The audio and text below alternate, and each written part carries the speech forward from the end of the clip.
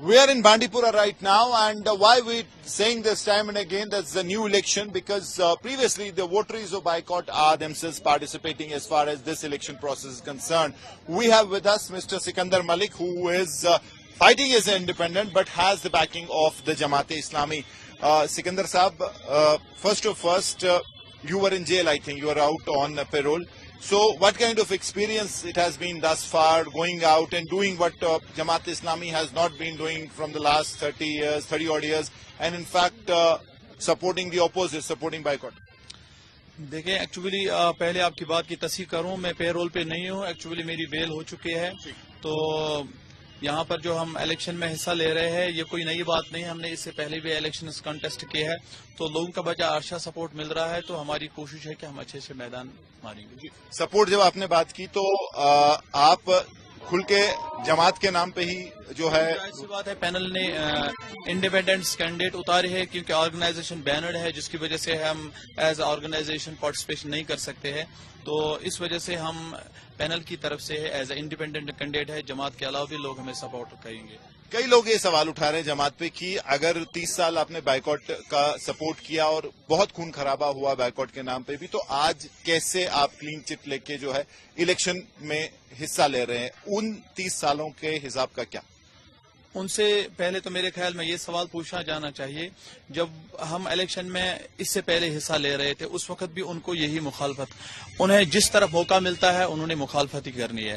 رہی بات ہم الیکشن میں بڑے عرصے کے بعد آ رہے ہیں اس میدان میں, چونکہ ہم سمجھتے ہیں اگر میں آج بھی اپنے جو بھی ہمارے ووٹرز ہیں, ہم آج بھی انہیں اعلاناً یہ کہتے ہیں اگر ہم اس قابل نہیں ہے کہ آپ ہمیں اعتماد نہیں دے سکتے, اگر ہمارے اوپر کوئی داغ دبا ہے, ہم آپ کو ایماندار محسوس نہیں گے, تو ہمیں بھی ووٹ مت کاسٹ کرے, کیونکہ جموں کشمیر میں یہ حق ہے, یہ اپنے ووٹ کو وہاں پر ریجیکٹ بھی کر سکتے ہیں. جی, کافی لوگوں کا سوال یہ بھی ہے کہ بی جے پی نے جو ہے جماعت کو ڈیلیبریٹلی الاؤ کیا ہے تاکہ ووٹ کٹ سکیں. اس چیز کو, اس ایلیگیشن کو کیسے جواب؟ یہ تو انہی کی سوچ ہے جو ہماری ریجنل پارٹیز ہے, انہیں تو ہمارے میدان میں آنے سے ان کی مرچیں لگ گئی ہے, تو باقی یہ کچھ نہیں ہے. بی جے پی کے کہنے پر ہم نہیں اترے ہیں, ہمارا اپنا ایک طریقہ کار ہے, ہماری اپنی ایک پینل ہے, ہمارے اپنا ایک نظام ہے, تو ایسی کوئی بات نہیں ہے. باقی یہ ان کی پرانی سیاست ہے, یہ پہلے سے ہی ہمارے مخالف رہے ہیں, یہ تاریخ آپ کو خود بتا دے گی. یو اے پی کا بین جماعت پہ نہیں اٹھا ہے, حالانکہ کہہ رہے تھے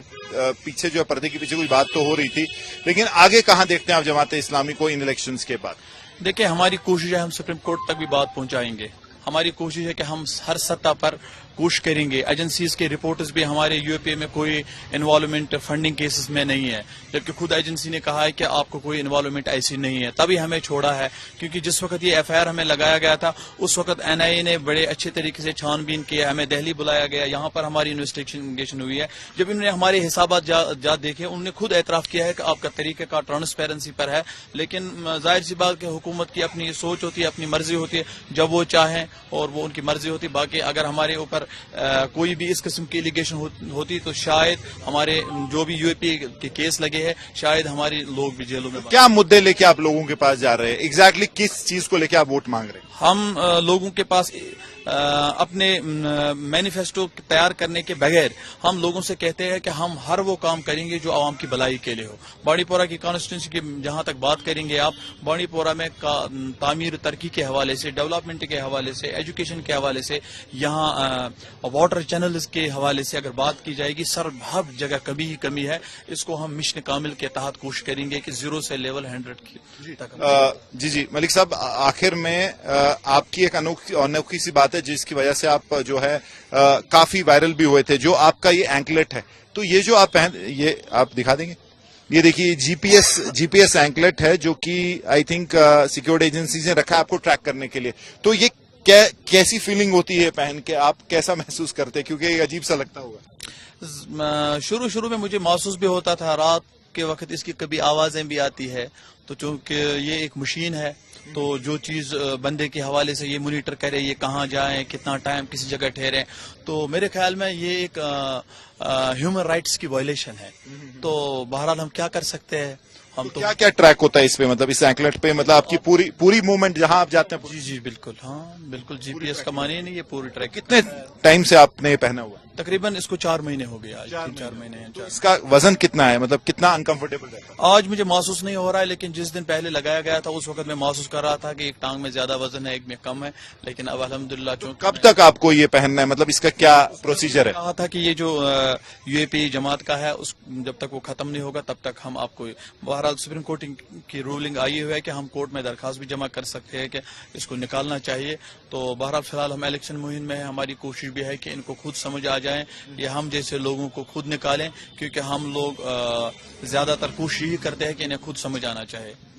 سو آخر میں ایک بار پھر سے تاریخ کو میں بولوں گا, آپ دیکھ لیں کہ this is rare. I mean, in election history, you'll hardly find any candidate with a GPS anklet which has been kept by security agencies to keep a track. Obviously, as he says, it's uncomfortable, but then he has no other option because this is probably one of the conditions of the bail.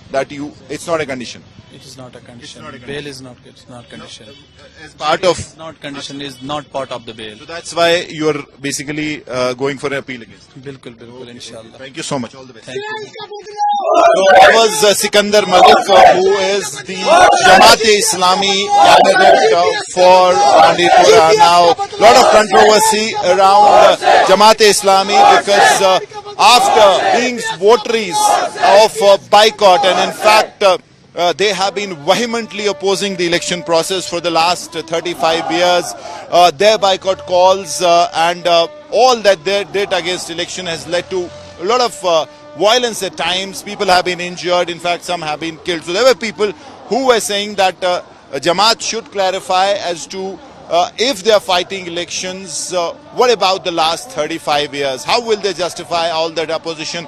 How will they justify the violence and the people who have been injured because of their opposition of the boycott and their support of the boycott and their support of the separatism? And in fact, for many, Jamaat is also the ideological fountainhead of the Hizbul Mujahideen. But they have had a change of heart, and as far as these elections are concerned, Jamaat has fielded around 10 candidates across Kashmir. And in fact, if Jamaat sources are to be believed, in the coming days, they will basically fight against the UAPA ban and then would want that the MHA should lift their ban so that they can continue their activities, because according to them, it's a socio-religious organization. It really works for the welfare of the people. But then there is an opposition as well which say that Jamaat also needs to explain why for 30 years it supported poll boycott and what really led to this sudden change of heart and ideology.